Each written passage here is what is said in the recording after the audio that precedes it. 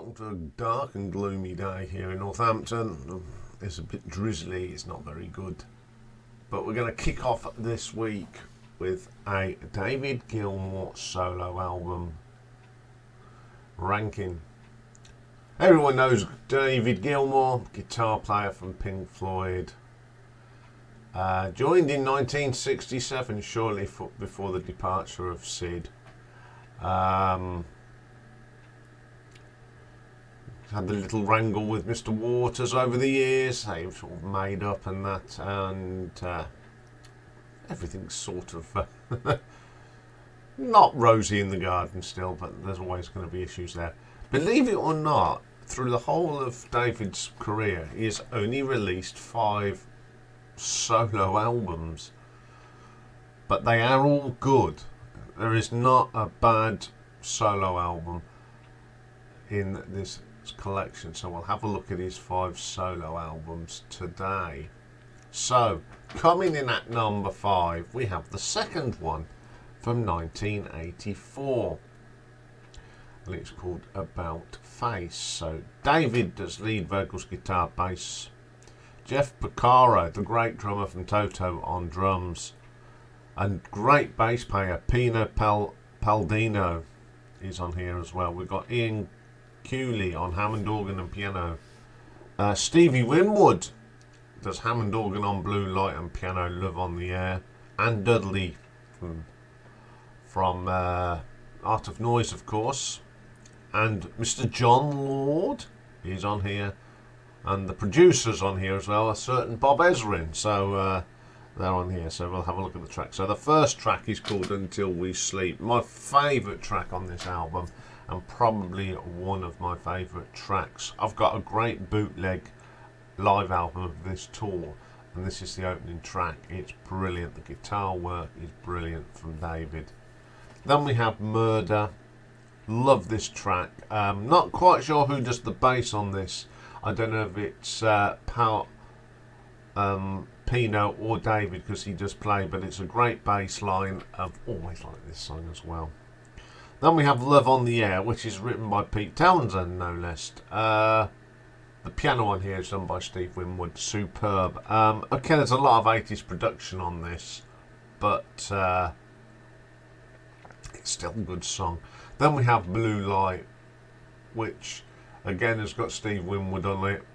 It's my second favourite track on here. No, it's not. It's not, because there's another one that sounds like it.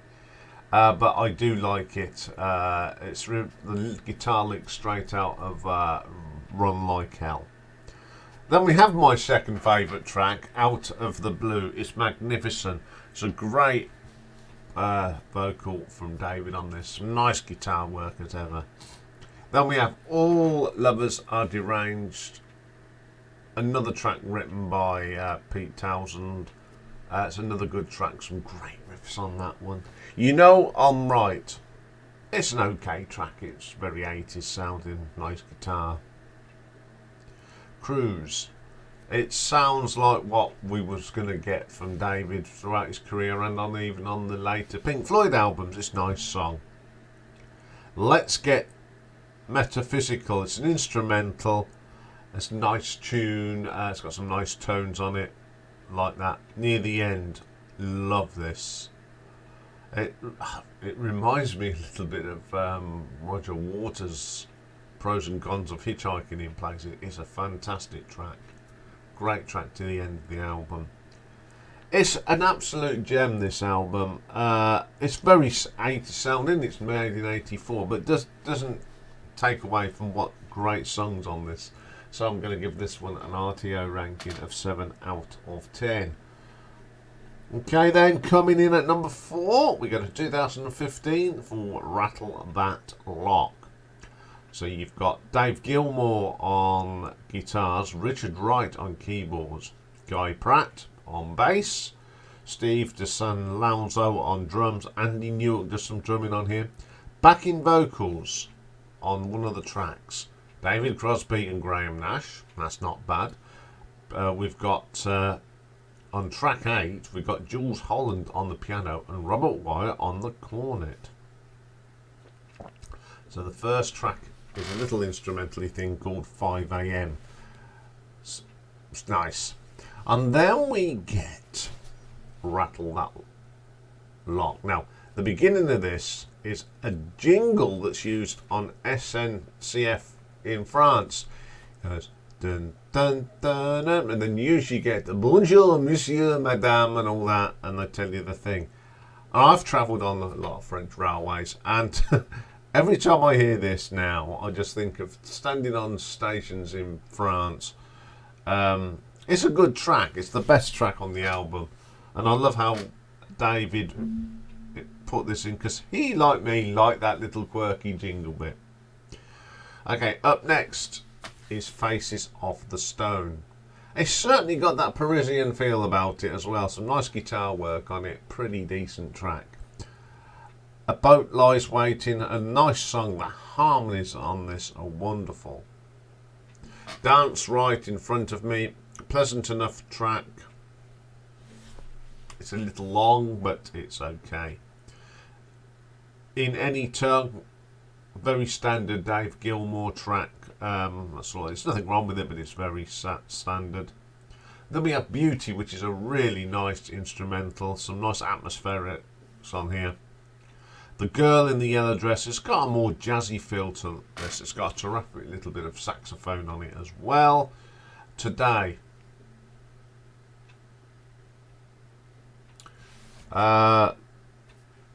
is pretty good.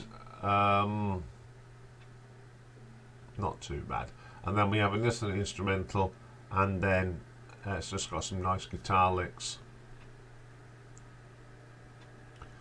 I do like this album. It hasn't got the same zing as some of the others, but it's still a very solid album, so I'm going to give this one an RTO ranking of 7.5. Okay, coming up at number 3 is the most current album, and it was released last year, 2024, and it's Look and Strange. So we've got David Gilmour on guitar. There is a little bit of Richard Wright, even though he'd passed away. They used some of his tracking on it. Gabrielle Gilmour's on here. Romany Gilmour's on here. It's a bit of a family thing. Guy Pratt, of course, is on here. Steve DeSandelo's on drums, and Steve Gadd is as well, and Tom Herbert does some bass. So the first track is a little thing called Black Cat. I love this. It's a very short thing, but it's really nice. It's got a little bit of piano, a little bit of distinctive guitar from David. Brilliant. Looking Strange. Now, I said when I reviewed this when it came out, I said it's very safe with that whispery voice. I do like it, but it is still very safe. There's nothing wrong with it. Then we have The Piper's Call, which is a wonderful track. I've grown to really like this. I do like the arrangements on it. Super track. A Single Spark. I love this song. It's become one of my favourite songs on this album. There's just something about it. It's just got a wonderful sound. And then Vita Brevis, a little piece there. It's only 46 seconds, but it goes into Between Two Points, which is probably my favourite track on here. And it's with his youngest daughter, Romany. Great vocal from Romany. She's as good singer as Dad. It's a nice song, and I've heard some of her own stuff. It's really good. Dark Velvet Nights. Very good track. Again, we got some lovely tones on this one. Then we have Sings. And once again, it's very solid. I do like this. It's probably my second favourite track. David sounds great on this. And then the last track, Scattered. Now, I said when I was not keen on this one when it first came out. It's sort of grown on me, but there's still one thing that I'm a bit concerned about, and that was David's strained voice on this one. Now, I've really grown to like this album. I said it was a very safe album when I reviewed it, but the more I've listened to it, the more I like it. So I'm going to give this an RTO ranking of 8 out of 10. Coming in at number 2, we've got the debut album called David Gilmour from 1978. So we've got David Gilmour lead and backing vocals, guitars, bit of harmonica, Rick Wills on bass, Willie Wilson on the drums. We've got Mick Weaver on piano, Carlina Williams, Debbie Ross and Shirley Roden doing backing vocals. The first track is an instrumental, and it's my second favourite track on this album. It's called Malhalis, or something like that. It's just a great guitar from David. Lovely bass line on this. Fantastic track. Then we have There's No Way Out of Here. Great little track from David. Nice piano work. Setting the foundations of what would become that David Gilmour sound. Then we have my favourite track on here, Cry from the Street. Love the riff on this. It's a real good riff. Another fantastic bass line as well. Great vocals from David. So Far Away. I do like this. It's got another great hook to it. I just think there's something about his stuff. It makes you feel so relaxed. I do love that track. Then we have Short and Sweet, which he co-wrote with Roy Harper. It's not too bad.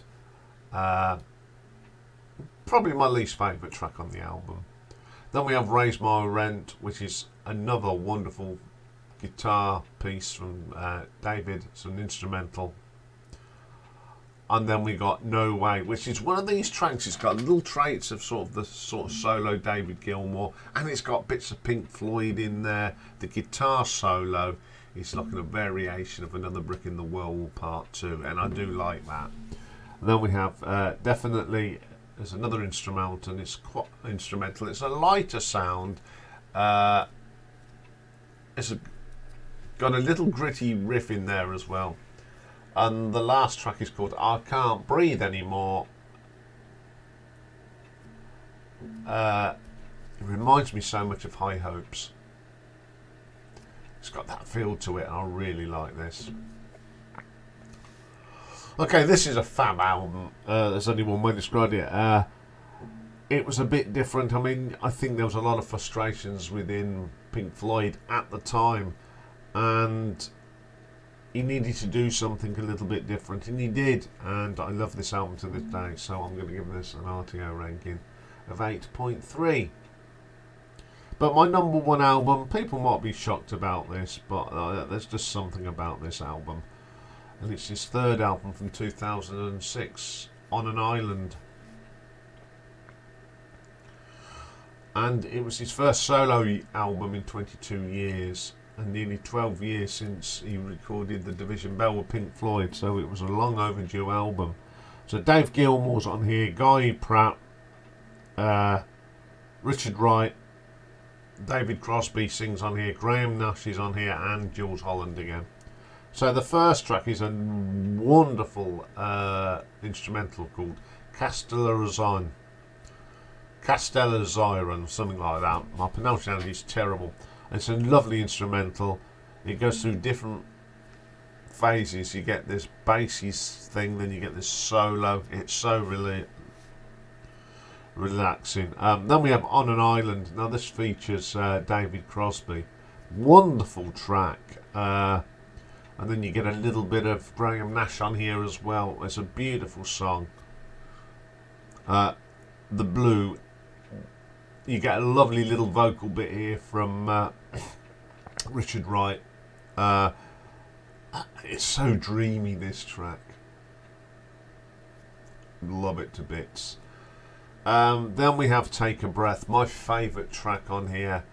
The first time I heard it, I loved it. Okay, it's very standard, sort of Pink Floyd-ish, but it's great. The lyrics written by Polly Sampson, David's wife, are brilliant. It's such an excellent track.